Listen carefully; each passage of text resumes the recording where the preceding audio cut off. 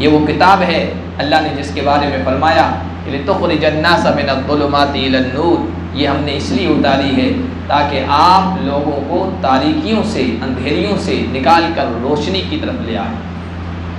محمد الرسول اللہ صلی اللہ علیہ وسلم پر جب یہ قرآن اتارا گیا تھا، اس وقت بھی انسانیت تاریکیوں میں بھٹک رہی تھی، اس کتاب کے ذریعے سے ان کو نور اور روشنی کی طرف لایا گیا۔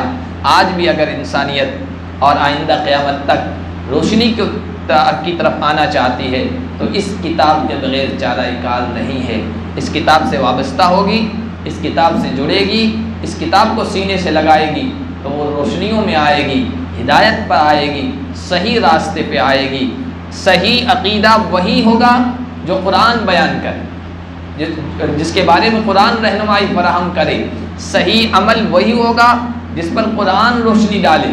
صحیح اخلاق وہی ہوں گے جو قرآن بتائے۔ صحیح تہذیب، صحیح تمدن، صحیح کلچر، صحیح رہنے کا انداز، صحیح زندگی گزارنے کا اصول وہی جو قرآن عطا کرے گا۔ اس لیے کہ اللہ نے اس کو ہدایت بنا کر، رہنمائی بنا کر، روشنی بنا کر مطابق رمضان آیا کرتا تھا تو 2 عبادتیں خاص طور پر وہ کیا کرتے تھے، اور اس وجہ سے کیا کرتے تھے کہ انہوں نے نبی پاک صلی اللہ علیہ وسلم کو یہ 2 عبادتیں اس ماہ مبارک میں زیادہ کرتے ہوئے دیکھا تھا۔ ایک سخاوت، دوسری تلاوت قرآن۔ اللہ کے نبی صلی اللہ علیہ وسلم کی سخاوت عام تھی۔ کسی شاعر نے کہا نبی پاک صلی اللہ علیہ وسلم کے بارے میں کہ ان کی زبان پر کبھی لا آیا ہی نہیں، ما قال لا قط الا فی التشہد۔ نبی اتنے سخی تھے، اتنے فیاض تھے، دریا دل تھے کہ جو کوئی بھی مانگنے والا آیا ہے اللہ کے نبی نے محروم نہیں کیا۔ یہاں تک کہ بعض مرتبہ خود کی سخت ضرورت تھی لیکن کسی مانگنے والے نے مانگ لیا، دے دی۔ ایک صحابیہ عورت نے اپنے ہاتھوں سے ایک چادر بنائی، عمدہ چادر بنا کے لائی کہ اللہ کے نبی صلی اللہ علیہ وسلم کو سخت ضرورت ہے، میں آپ کو گفٹ دوں گی، ہدیہ دے دوں۔ وہ اپنے ہاتھوں سے عمدہ چادر بنا کے لے آئی، اللہ کے نبی صلی اللہ علیہ وسلم کی خدمت میں پیش کر دی۔ اللہ کے نبی صلی اللہ علیہ وسلم نے اس کو پہن لیا، استعمال کر لیا۔ ایک صحابی کھڑے ہو گئے، کہنے لگے یا رسول اللہ یہ چادر مجھے دے دیجیے۔ اللہ کے نبی صلی اللہ علیہ وسلم گھر کے اندر گئے، بدل کے آئے اور وہ اتار کر ان صحابی کو دے دی۔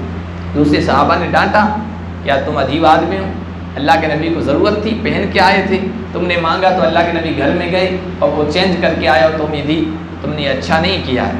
اور پھر یہ کہ ہدیے کی بھی کسی عورت نے خاص طور پر حضور کو ہدیہ دیا تھا، تم نے یہ صحیح نہیں کیا۔ تو پھر اس صحابی نے کہا کہ بھائی ڈانٹو مت مجھے میں نے پہننے کے لیے لالچ کی وجہ سے نہیں لی ہے، اصل میں یہ چادر اللہ کے نبی صلی اللہ علیہ وسلم کے جسم سے چھو گئی تھی، مس ہو گئی تھی، بابرکت چادر ہو گئی تھی، اور میں نے اس لیے مانگی ہے تاکہ یہ میرا کفن بنے، یہ میرا کفن بنے۔ اور پھر ایسا ہی ہوا کہ جب ان کا انتقال ہوا تو وہ چادر ان صحابی کا کفن بنی۔ لیکن اللہ کے نبی کا عمل دیکھیے، ضرورت تھی اس چادر کی لیکن مانگنے والے کو رد نہیں کیا، دے دیا۔ تو کبھی آپ کی زبان پر لا نہیں آیا۔ لا کا مطلب ہوتا نہیں کہ بھائی نہیں ہے چلے جاؤ، معاف کرو، جیسے ہم لوگ کہتے ہیں معاف کرو چلے جاؤ، نہیں ہے، یہ نہیں کا لفظ حضور کی زبان پر کبھی نہیں آیا۔ ہاں تشہد میں ہم کہتے ہیں اشہد اللہ الہ الا اللہ، چونکہ وہاں تو لا کہنا ضروری ہے، سب کی نفی کہ کوئی نہیں ہے بس اللہ ہے، کوئی نہیں ہے بس اللہ ہے، وہاں تو لا کا لفظ لانا، نہیں کا لفظ لانا ضروری ہے، ورنہ کلمہ پورا نہیں ہوگا، کلمہ مکمل نہیں ہوگا۔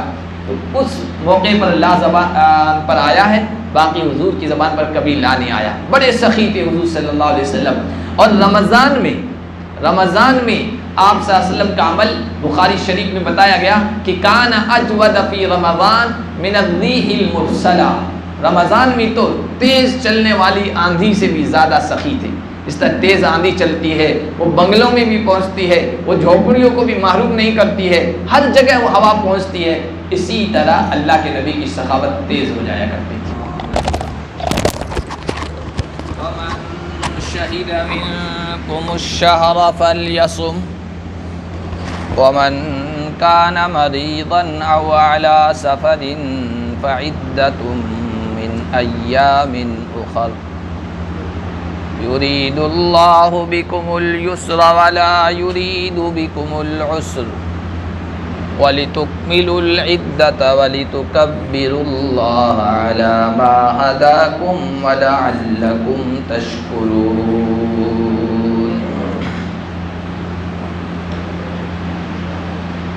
آج کے درس کا آغاز ہم اللہ کے فضل و کرم سے سورہ بقرہ کی آیت نمبر 185 سے کر رہے ہیں۔ پچھلے درس میں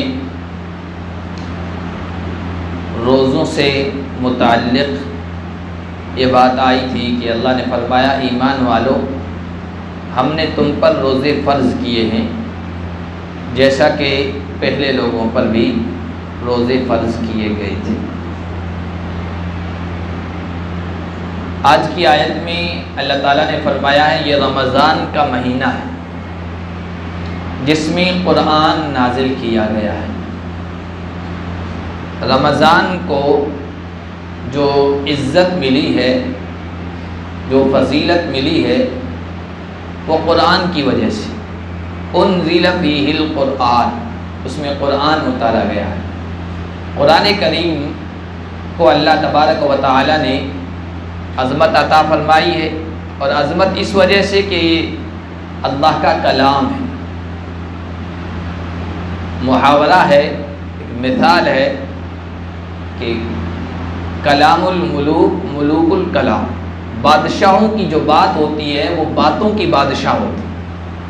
ایک عام آدمی کی بات ہوتی ہے اور ایک بادشاہ کی بات، اس کو تمام باتوں پر فضیلت حاصل ہوتی ہے۔ تو یہ بادشاہوں کے بادشاہ کا کلام ہے، اللہ کا کلام، تو اس کو عظمت تو حاصل ہوگی، فضیلت حاصل ہوگی، اور جس چیز کا تعلق قرآن کریم سے ہو گیا اس کو بھی فضیلت حاصل ہو گئی، اس کو بھی برکت حاصل ہو گئی۔ یہ کتاب جس مہینے میں نازل ہو گئی تو وہ مہینوں کا سردار ہے۔ یہ کتاب جس نبی پر نازل ہوئی وہ نبیوں کا سردار ہے۔ یہ کتاب جس سینے میں محفوظ ہو جائے اس سینے کو تمام سینوں پر فضیلت حاصل ہو جائے۔ یہ کتاب جس امت پر اتاری گئی وہ امتوں کی سردار، جس کا تعلق قرآن کریم سے ہو گیا اس کو فضیلت اور عظمت حاصل ہوتی چلی گئی۔ تو شہر رمضان، یہ رمضان کا مہینہ ہے۔ رمضان کے اصل معنی آتے ہیں جھلسا دینے والا۔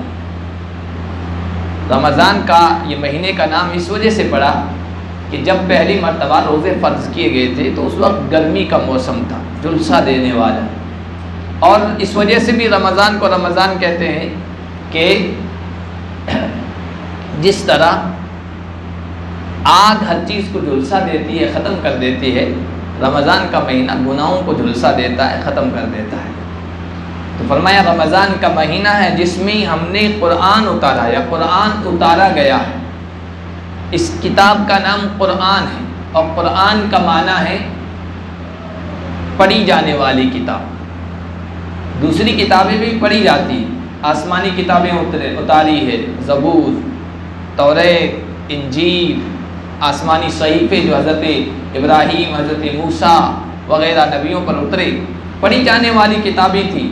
لیکن جس طرح سے اس کتاب کو پڑھا گیا ہے اور پڑھا جا رہا ہے اور پڑھا جاتا رہے گا، اس طرح کسی کتاب کو نہیں پڑھا گیا۔ اور یہ مہینہ رمضان کا مہینہ تو قرآن کریم کے نزول کا یعنی اترنے کے جشن کے منانے کا مہینہ ہے۔ ہر سال گویا یہ جشن منایا جا رہا ہے۔ قرآن اتارا گیا جس مہینے میں، اس مہینے میں سب سے زیادہ اس کتاب کو پڑھا جا رہا ہے۔ عام دنوں میں تو پڑھا ہی جاتا ہے، عام دنوں میں اس کی تلاوت کی جاتی ہے، اور ہر طرح کے لوگ کرتے ہیں جو اس کے ماننے والے ہیں، چھوٹے بچے بھی، بچیاں بھی، جوان بھی، بوڑھے بھی، مرد بھی، عورتیں بھی۔ اتنا اس کتاب کو پڑھا گیا ہے کہ شاید ہی کسی کتاب کو پڑھا گیا۔ امریکہ میں، یورپ میں جہاں عیسائی زیادہ ہیں، اپنی کتاب کو اتنا وہ نہیں پڑھتے، یا ان کی کتاب اپنے ملک میں جہاں ان کی تعداد زیادہ ہے اتنی نہیں پڑھی جاتی ہے جتنا قرآن کریم پڑھا جاتا ہے۔ ہمارے یہاں جو ہمارے برادران وطن ہیں ان کی جو مذہبی کتابیں ہیں وہ مذہبی کتابیں اتنی پڑھی نہیں جاتی جتنی بھارت میں قرآن پڑھا جاتا ہے۔ کسی بھی آپ زمین کے خطے میں چلی جائے، وہاں جو کتاب کے ماننے والے ان کی کتاب اتنی نہیں پڑھی جاتی جتنا وہاں قرآن کریم پڑھا جاتا ہوگا۔ یہ اللہ تبارک و تعالیٰ نے اس کتاب کو فضیلت عطا فرمائی ہے۔ اس کا نام ہی قرآن ہے، عربی لفظ ہے قرآن، اور قرأ اقرا اسی سے ہے، اس کے معنی ہی آتے ہیں پڑھنے کے۔ تو یہ وہ کتاب ہے جس کو پڑھا گیا ہے، جس کو پڑھا جاتا رہے گا اور خوب پڑھا گیا ہے۔ انزل فیہ القرآن ھدی للناس، یہ کتاب لوگوں کی ہدایت کے لیے اتاری گئی ہے۔ یہ ایک انقلابی کتاب ہے، لوگوں کی زندگیاں تبدیل کر دینے والی، لوگوں کو رہنمائی فراہم کرنے والی، لوگوں کو صحیح راستہ دکھانے والی، لوگوں کو منزل تک پہنچانے والی یہ کتاب ہے۔ ھدی للناس، اس میں ہدایت ہے، اس میں رہنمائی ہے۔ وبینات من الہدی، اور واضح صاف صاف ہدایت کی اور رہنمائی کی باتیں ہیں۔ والفرقان، اور کھول دینے والی باتیں، حق اور باطل کو کھول کے رکھ دے، دودھ کا دودھ اور پانی کا پانی کر دے، اس طرح کی اس میں باتیں ہیں، اس طرح کے اس میں مضامین ہیں، اس طرح کی اس میں ہدایات دی گئی ہے، اس میں رہنمائی ہے اور ہدایت ہے۔ صحیح بات اور صحیح رہنمائی قرآن عطا کرتا ہے انسانیت کو۔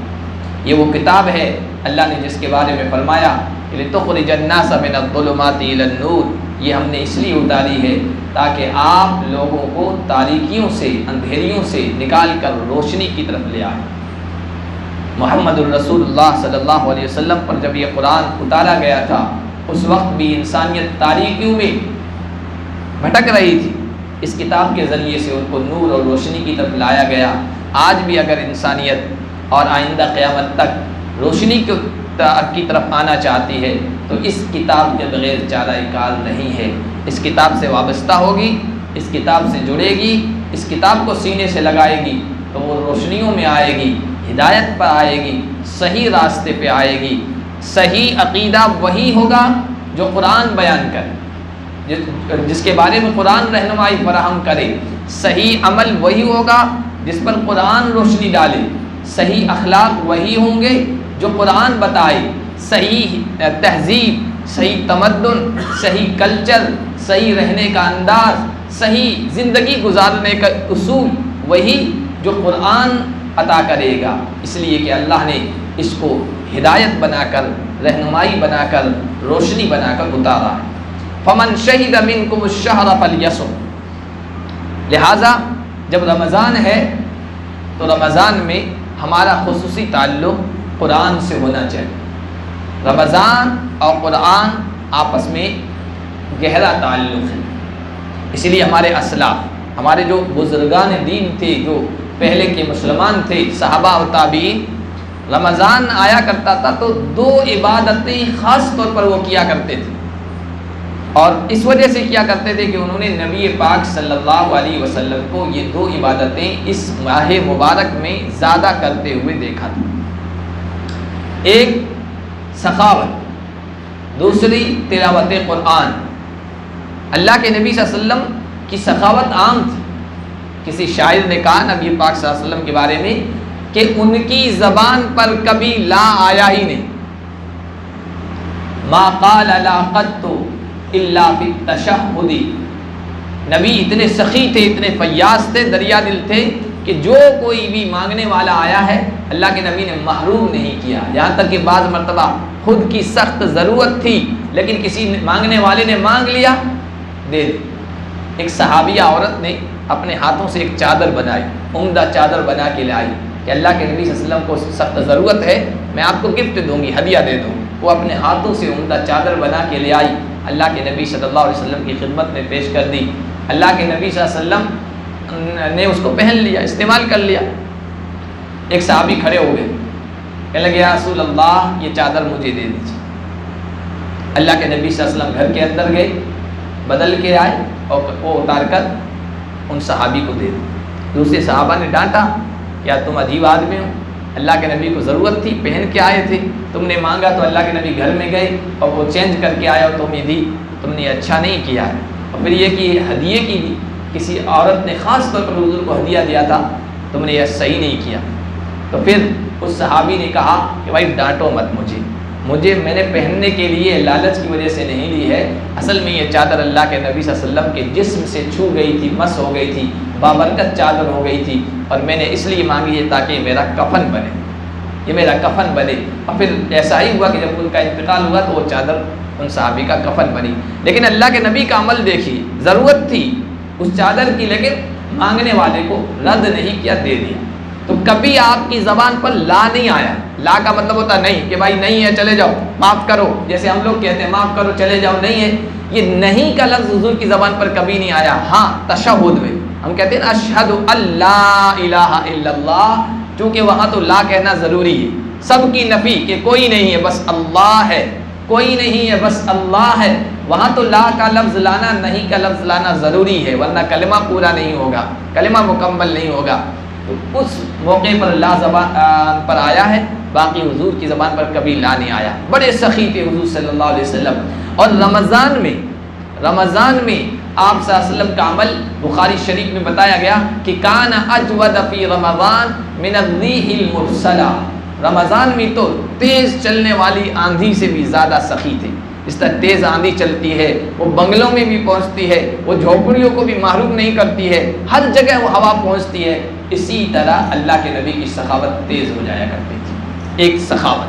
دوسرا تلاوت قرآن کریم کی تلاوت خوب کیا کرتے تھے اللہ کے نبی صلی اللہ علیہ وسلم۔ حضرت جبرائیل امین کے ساتھ دورہ کیا کرتے تھے، جس طرح حافظ بچے ایک دوسرے کو سناتے ہیں نا، اسی طرح حضرت جبرائیل امین کو رمضان میں سنایا کرتے تھے، اور جس سال انتقال ہوا ہے 2 مرتبہ سنایا۔ اس لیے صحابہ کرام رضوان اللہ علیہ اجمعین اور اسلاف رمضان میں دوسری جو عبادت زیادہ سے زیادہ کیا کرتے تھے وہ قرآن کی تلاوت۔ یہاں تک کہ ایسے علماء جن کا کام پڑھنا پڑھانا اس کے علاوہ کچھ بھی نہیں ہے، حدیث پڑھا رہے ہیں، قرآن پڑھا رہے ہیں، تفسیر پڑھا رہے ہیں، درس دے رہے ہیں، دین کا ہی تو کام تھا، نیکیوں کا کام تھا، لیکن جب رمضان آیا کرتا تھا سب کام بند، وہ بھی دین کے کام تھے لیکن وہ بھی بند کہ اب کچھ نہیں، اب قرآن کریم کی تلاوت بس صرف۔ امام مالک رحمۃ اللہ علیہ مسجد نبوی میں بیٹھا کرتے تھے، ہزاروں شاگرد ہوا کرتے تھے، سبق لیتے تھے ان سے، حدیث کا، قرآن کا، سنت کا، اور دور دور سے لوگ آیا کرتے تھے، ان کی مہمان نوازی بھی کرتے تھے، ان کو ٹھکانہ بھی دیا کرتے تھے، رہنے کے لیے انتظام بھی کیا کرتے تھے، بڑی آؤ بھگت کرتے تھے آنے والوں کی۔ لیکن جب رمضان آیا کرتا تھا سب بند کر دیتے تھے، مسجد چلے آیا کرتے تھے، قرآن پکڑتے تھے اور کہتے تھے انما ہوا تلاوت القرآن، بس اب قرآن سے لگاؤ ہوگا، بس اب قرآن کا شغف ہوگا۔ یہی حال امام زہری رحمۃ اللہ علیہ اپنے وقت کے بڑے عالم تھے، اس کے علاوہ بہت سارے علماء جن کا کام ہی دین کی خدمت تھی، لیکن وہ سب دین کے کام، دین کی خدمت چھوڑ کر قرآن سے لگاؤ رکھتے تھے اور کہتے تھے انما ہوا شہر القرآن و اطعام الطعام، یہ کھانا کھلانے کا، سخاوت کا اور قرآن کی تلاوت کا مہینہ ہے، بس اب ہم یہ کام کریں گے، دوسرے سب کام چھوڑ دیتے تھے۔ اور پھر ایک رات میں قرآن پورا کر رہے، 3 راتوں میں قرآن پورا کر رہے، 10 راتوں میں قرآن پورا کر رہے۔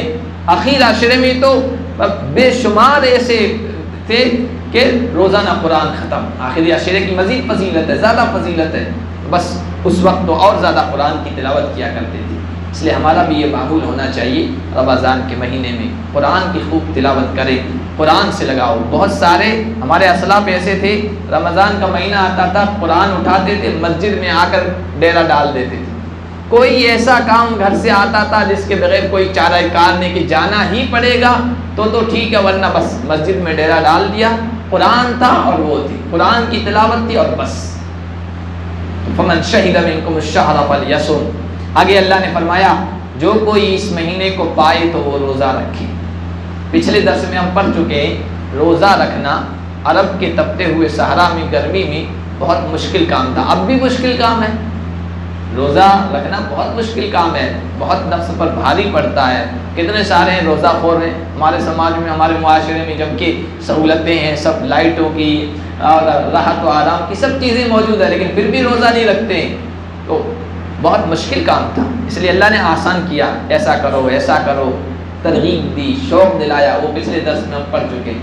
شروع میں روزے پر آمادہ کرنے کے لیے، روزے کا مزاج بنانے کے لیے یہ رخصت تھی، سہولت اور آسانی بھی تھی کہ بھائی روزہ رکھو، نہیں رکھ سکتے ہو نا تو روزے کے بدلے فدیہ دے دو، اور روزہ رکھ لو تو یہ بہتر ہے، یہ کہا فدیے سے بہتر روزہ رکھنا ہے، لیکن بھاری پڑ رہا ہے تو کوئی بات نہیں، روزہ نہ رکھو، چھوٹ ہے۔ لیکن یہ جب الفاظ آئے فمن شہید منکم الشہر فلیصم، تو وہ حکم کینسل ہو گیا، اب وہ چھوٹ ختم کر دی، کیونکہ لوگوں کا مزاج بن گیا تھا روزہ رکھنے کا، گرمی کو برداشت کرنے کا، اللہ کے طرف سے اجر و ثواب کی امید جو تھی اور جو وعدہ تھا اس پر یقین آ گیا، تو اب کہا گیا کہ اب جو کوئی بھی چاند دیکھے اس مہینے کا تو اب اسے روزہ ہی رکھنا ہے۔ ہاں من کان مریضا او علی سفر، یہ بھی پہلے چھوٹ تھی، بیمار ہے یا سفر پر ہے تو اس کو بھی چھوٹ ہے، ابھی وہ روزہ نہ رکھے تو کوئی بات نہیں، فعدۃ من ایام اخر، لیکن یہ 29 یا 30 مہینے کا ایک کورس ہے، یہ پورا تو کرنا ہے۔ بیمار پڑ گئے ہو، روزے چھوٹ گئے، یا سفر پر چلے گئے ہو، روزے چھوٹ گئے ہیں، تو ان کو بعد میں پورا کرنا پڑے گا۔ بہرحال ایک کورس ہے، اس کورس پر ملتا ہے تقوی کا ڈپلومہ، کہ متقی بن گئے تو تقوی کی سند ملتی ہے اس پر، تو کورس تو پورا کرنا ہے، چھوٹ گئے ہیں تو آپ کو بعد میں پورا کرنا پڑے گا۔ یرید اللہ بکم اليسر ولا یرید بکم العسر، اللہ نے فرمایا ہم نے رمضان کے روزے چھوٹ گئے ہیں بعد میں رکھنے کی سہولت دی ہے، اس سے اللہ تمہارے ساتھ آسانی چاہتا ہے، اللہ تنگی نہیں چاہتا ہے، مشکل نہیں چاہتا ہے، شریعت کے احکام میں مشکل ہے ہی نہیں، اتنی آسانی ہے۔ نماز کو فرض کیا گیا تو نماز میں کھڑے ہونے کو بھی فرض کیا گیا، کھڑے ہو کے پڑھنا ہے، یہ ضروری ہے۔ لیکن اگر پریشانی ہے، سخت بیمار ہے، کوئی اور تکلیف ہے تو کہا کہ آپ بیٹھ کے بھی پڑھ سکتے ہو، اگر بیٹھ بھی نہیں سکتے تو کہ لیٹ بھی پڑھ سکتے ہو، لیٹ کر بھی نہیں پڑھ سکتے تو کہ اشارے سے ہی پڑھ دو، لیکن نماز نہیں چھوڑنا، آسانی اتنی۔ پانی کے لیے وضو کے لیے پانی نہیں، وضو کے لیے پانی نہیں ہے تو کہا تیمم کر لو۔ زکوٰۃ کا حکم دیا، فرض کی گئی زکوٰۃ، لیکن مال نہیں ہے تو کوئی بات نہیں، کوئی مواخذہ نہیں، کوئی پکڑ نہیں۔ حج فرض کیا گیا لیکن اتنا مال نہیں ہے تو کوئی بات نہیں، کوئی اس پر پکڑ نہیں ہے۔ شریعت کے تمام احکام میں، تعلیمات میں آسانی ہے۔ وَلِتُكْمِلُوا الْعِدَّةَ، اللہ نے فرمایا تاکہ تم یہ گنتی پوری کرو رمضان کے مہینے کی، اور پھر جب یہ گنتی پوری ہو جائے، رمضان پورا ہو جائے، وَلِتُكَبِّرُوا اللَّهَ عَلَى مَا هَدَاكُمْ وَلَعَلَّكُمْ تَشْكُرُونَ، تو پھر اللہ نے جو تمہیں یہ توفیق دی، اس پر اللہ کی کبریائی، اللہ کی بڑائی، اللہ کی عظمت، اللہ کی توحید کے ترانے گاؤ، اللہ کی تکبیر بولو۔ اسی وجہ سے آپ دیکھیے رمضان پورا ہوتا ہے، عیدگاہ کے لیے مسلمان نکلتے ہیں، اللہ اکبر لا الہ الا اللہ پڑھتے ہوئے نکلتے ہیں، یہ اللہ کی تکبیر بیان ہو رہی ہے۔ اور پھر عید کی نماز ہے، اس میں بھی تکبیریں زیادہ ہیں، یہ اللہ کی تکبیر ہے۔ توفیق ملی رمضان کے مہینے میں عبادت کی، اللہ کی عظمت کو پھر بیان کیا جا رہا ہے، اور تاکہ تم شکر گزار بن جاؤ۔ وَإِذَا سَأَلَكَ عِبَادِي عَنِّي فَإِنِّي قَرِيبٌ، آگے اللہ نے فرمایا جب میرے بندے میرے بارے میں آپ سے پوچھیں تو آپ بتا دیجئے کہ میں بہت قریب ہوں۔ یہ بھی رمضان کا ایک خاص عمل ہے جو یہاں بتایا جا رہا ہے۔ اجیب دعوت الداعی اذا دعان، جب پکارنے والا مجھے پکارتا ہے، جب مجھ سے دعا کرنے والا دعا کرتا ہے تو میں دعا پر لبیک کہتا ہوں، میں دعا قبول کرتا ہوں۔ اس سے معلوم ہوا کہ رمضان کا جس طرح قرآن سے تعلق ہے، اسی طرح رمضان کا دعا سے بھی تعلق ہے۔ بابرکت جگہوں میں اللہ دعا زیادہ قبول فرماتے ہیں، بابرکت وقتوں میں اور گھڑیوں میں اللہ دعا جلدی قبول فرماتے ہیں۔ رمضان کی جو گھڑیاں ہیں یہ بابرکت گھڑیاں ہیں، اللہ اس میں دعائیں قبول فرماتے ہیں۔ جمعہ کا دن بابرکت وقت ہے، اللہ اس وقت بھی قبولیت کی گھڑی رکھے ہوئے ہیں۔ بابرکت جگہیں ہیں، بیت اللہ ہے، منا ہے، مزدلفہ ہے، عرفات ہے، یہ وہ بابرکت جگہیں ہیں جہاں اللہ دعائیں قبول فرماتا ہے۔ مسجد ہے، اللہ دعا قبول فرماتا ہے۔ بابرکت جگہوں میں، بابرکت وقت میں دعا کی قبولیت کے امکانات زیادہ ہوتے ہیں۔ رمضان سے خاص تعلق اس عبادت کا بھی ہو گیا، یعنی دعا کی عبادت کا۔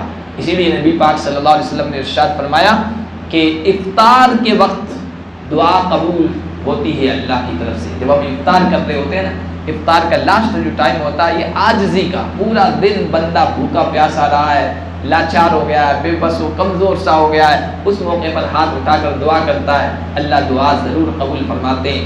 دعا میں جتنی عاجزی، جتنی بے بسی، جتنی لاچاری بندے کی طرف سے آتی ہے نا، اللہ کی طرف سے قبولیت بڑھ جاتی ہے۔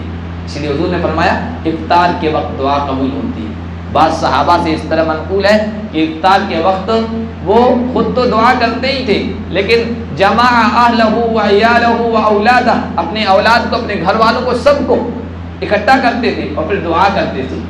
اور خاص عبداللہ بن عمرو بن عاص کے بارے میں منقول ہے کہ وہ اس موقع پر سب کو جمع کر کے کہتے تھے اللہم انی اسألک برحمتک التی وسعت کل شیء ان تغفر لی، اے اللہ تیری اس رحمت کا واسطہ دیتا ہوں، تیری اس رحمت کا واسطہ دیتا ہوں جو رحمت ہر چیز پر چھائی ہوئی ہے، کہ تو میری مغفرت کے فیصلے فرما دے۔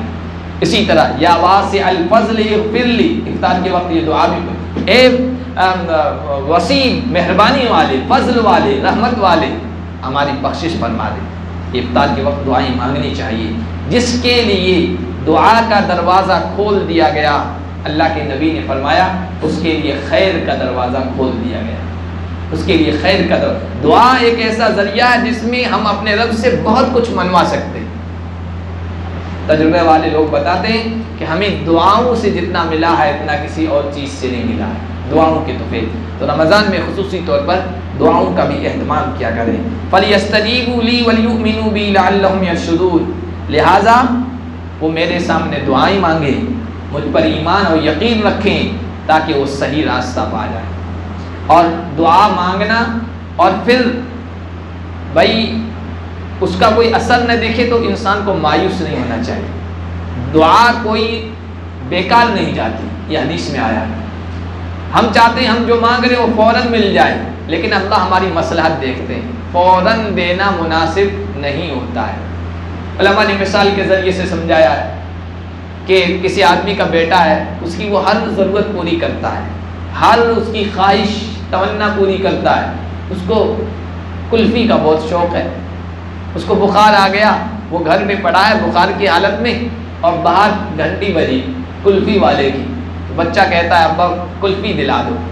اب یہ اس کی خواہش ہے، اس کی ہر خواہش اس طرح کی پوری ہوتی رہی ہمیشہ، لیکن ابھی اس کی اس خواہش کو پورا کرنا اس کی مصلحت میں نہیں ہے، اس کے فائدے میں نہیں ہے۔ تو مکان والا اپنے کسی دوسرے متعلق کو یا نوکر کو اشارہ کرتا ہے، وہ بھی سمجھدار ہوتا ہے کہ بھائی جاؤ کلفی لے کے آؤ، دلانا مقصود نہیں ہوتا ہے، جاؤ دے کے آؤ۔ وہ کیا ادھر ادھر سے چکر لگا کے آتا ہے، اتنے میں کلفی والا چلا جاتا ہے، اور لڑکا بھی سمجھ جاتا ہے کہ ابھی اب کلفی نہیں ملے گی، اس لیے کہ ٹھیلا آگے چلا گیا ہے، ابھی کلفی دینا اس کی حکمت و مصلحت میں نہیں ہے۔ تو اللہ اگر یہ سمجھتے ہیں کہ اس بندے نے جو دعا مانگی ہے، جو چیز مانگی ہے، اس کے حق میں بہتر ہے تو فوراً دے دیتے ہیں، جو دعا مانگی قبول ہوگی، لیکن اس وقت دینا بہتر نہیں ہے۔ یہ تو مانگ رہا ہے دولت، مال مانگ رہا ہے، لیکن اللہ کو پتہ ہے اس وقت اچانک دے دی تو یہ آپے سے باہر ہو جائے گا، اس کو برداشت نہیں کر پائے گا، ابھی نہیں دیں گے، تاخیر سے دے دیتے ہیں۔ یا اس دعا کے بدلے کوئی مصیبت ختم کر دی جاتی ہے، کوئی مصیبت آ رہی ہوتی ہے، اللہ تبارک و تعالیٰ مصیبت کو ٹال دیتے ہیں۔ یا تیسری شکل یہ ہے کہ اللہ پاک دعا کو ذخیرہ کر دیتے ہیں، سیو کر لیتے ہیں، محفوظ کر لیتے ہیں، کل قیامت کے دن جب اللہ کے دربار میں پہنچیں گے تو اس وقت اللہ تبارک و تعالیٰ کہیں گے اے بندے تو نے فلاں چیز مانگی تھی، فلاں چیز مانگی تھی، فلاں چیز مانگی تھی، اور تو نے یہ سوچا تھا کہ مجھے تو کچھ ملا ہی نہیں، اتنی دعائیں مانگی، اتنا اللہ سے مانگا، میری کوئی تمنا پوری نہیں ہوئی، میری کوئی دعا قبول نہیں ہوئی، لو آج یہ اجر ہے، تم نے یہ مانگا تھا، اس کا یہ اجر ہے، یہ اجر ہے، یہ اجر ہے۔ حدیث میں آیا اللہ کے نبی صلی اللہ علیہ وسلم نے کہا بندہ یہ تمنا کرے گا اس اجر و ثواب کو دیکھ کر کاش دنیا میں میری کوئی دعا قبول نہ ہوئی ہوتی، اس کا یہاں اتنا اجر مل رہا ہے، سب یہی میں حاصل کر لیتا۔ تو اللہ نے فرمایا میں دعا کرنے والے کی دعا کو ضرور قبول کرتا ہوں، تو دعا ضرور قبول ہوتی ہے، لیکن قبولیت کی یہ تین شکلیں ہیں جو میں نے بتائی، یا تو ہو بہو جو مانگا وہ قبول ہو جاتا ہے، اللہ کی طرف سے دے دیا جاتا ہے، یا اس کے بدلے کوئی مصیبت ہٹا دی جاتی ہے، کوئی مصیبت آ رہی ہوتی ہے اس کو رد کر دیا جاتا ہے، یا پھر اس دعا کو آخرت میں ذخیرہ کر کے محفوظ کر کے رکھا جاتا ہے. جب آپ اللہ کے دربار میں پہنچیں گے تو اس وقت اس کا اتنا اجر و ثواب ملے گا کہ آپ کی تمنا یہ ہوگی کہ کاش کوئی دعا قبول نہ ہوئی ہوتی، میری کوئی تمنا پوری نہ ہوئی ہوتی، میری کوئی آرزو کی تکمیل نہ ہوئی ہوتی، سب کچھ میں اس کے بدلے یہاں پا لیتا. آگے اللہ تبارک و تعالیٰ نے روزوں کے ہی سلسلے میں کچھ احکام دیے. روزوں کے سلسلے میں قرآن کریم کے جو احکام ہیں، جو مسائل ہیں، وہ آہستہ آہستہ آئے بہت سے موقعوں پر. جیسے شراب جو حرام ہوا ہے وہ اچانک حرام نہیں ہوا ہے، کیونکہ عرب کا معاشرہ اور سماج شراب کا بہت عادی تھا. شراب ان کی گھٹی میں پڑا تھا. اچانک کہتے تھے نہیں پینا ہے تو مزاج تو چھوڑنے کا ہے ہی نہیں، وہ چھوڑتے ہی نہیں. تو اللہ کے حکم کی بھی توہین ہوتی کہ اللہ آرڈر کرے مت پیو، اور انہوں نے اس پر عمل ہی نہیں کیا. تو مرحلوں میں اسٹیپ بائی اسٹیپ احکام آئے. سب سے پہلے آیا فیہما اثم کبیر. یہ آپ سے پوچھ رہے ہیں شراب کے بارے میں، جوئے کے بارے میں، اے نبی آپ ان کو بتا دیجئے ان میں بہت زیادہ گناہ ہے اور نقصان ہے. کچھ نفع لوگوں کو نظر آتا ہے لیکن ان کا نقصان نفع سے زیادہ ہے. اتنا کہہ کے چھوڑ دیا. تو سمجھنے والے سمجھ گئے، جو سعید طبیعتیں تھی، اچھے مزاج کے لوگ تھے. اللہ یہ کہہ رہا ہے کہ اس میں گناہ زیادہ ہے اور نقصان زیادہ ہے، تھوڑا موڑا فائدہ نظر آ رہا ہو تو الگ بات ہے. تو انہوں نے شراب چھوڑ دی اسی اللہ کے کہنے پر. پھر اس کے بعد یہ حکم آیا کہ یا ایھا الذین آمنوا لا تقربوا الصلاۃ وانتم سکارا. اے ایمان والو، نماز کی حالت میں نشے کی حالت میں نماز کے قریب مت آؤ. اب بہت سارے لوگوں نے شراب پینی چھوڑ دی، اس لیے کہ نشہ کب اترے گا کچھ پتہ نہیں، اور اللہ نے منع کیا نشے کی حالت میں نماز کے قریب آنے کا. اس دوسرے مرحلے میں بہت سارے لوگوں نے شراب چھوڑ دی. پھر اس کے بعد جب آخری آیت آئی جو چھٹے پارے میں 7ویں پارے میں سورہ مائدہ میں آئی، اس میں اللہ نے کہا اے ایمان والو، یہ جوا، یہ شراب اور یہ استھان، یہ سب رجس من عمل الشیطان، یہ شیطان کے عمل ہیں، یہ گندگی ہے، یہ پلید چیزیں ہیں، بہت نقصان دہ ہیں. ان سے بچو تاکہ تم کامیاب ہو جاؤ. شیطان ان چیزوں کے ذریعے سے، شراب کے ذریعے سے، جوئے کے ذریعے سے تمہارے درمیان عداوت، دشمنیاں، کینہ پیدا کرنا چاہتا ہے. اور پھر آگے فرمایا کیا تم اللہ نے حکم دیا ہے باز نہیں آؤ گے؟ تو اس وقت صحابہ نے کہا بلا انتہینا، ہم باز آ گئے، ہم نے چھوڑ دیا. پھر جب حرمت نازل ہوئی نا تو مدینے کی گلیوں میں شراب کے مٹکے اتنے پھوڑے گئے کہ ہر جگہ شراب ہی شراب. کئی مہینوں تک شراب کی بدبو وہ گلیوں سے آتی تھی. تو مرحلے وار، اس لیے حضرت عائشہ صدیقہ نے کہا کہ اللہ تعالیٰ نے مرحلے وار کسی چیز کو حرام کیا ہے. پہلے ہی مرتبہ میں کہہ دیتا اللہ تو چھوٹنا مشکل تھا. اسی طرح روزوں کے سلسلے میں بھی کچھ احکام مرحلے وار آئے. پہلے کچھ احکام سخت تھے تو بعد میں آسانیاں ہو گئی، یا پہلے آسانی تھی بعد میں سختی کر دی گئی. پہلے آسانی تھی جیسے پچھلے درس میں آیا جو روزہ نہ رکھ سکے تو فدیہ دے دے، کوئی مسئلہ نہیں ہے. لیکن بعد میں سختی کر دی گئی کہ اب جو مہینہ پالے رمضان کا اس کو روزے ہی رکھنا ہے، فدیے نہیں چلیں گے. اور رمضان میں نہیں رکھا تو بعد میں بھی روزے ہی رکھنا ہے. یہ حکم آ گیا، سختی والا آ گیا. پہلے آسانی تھی.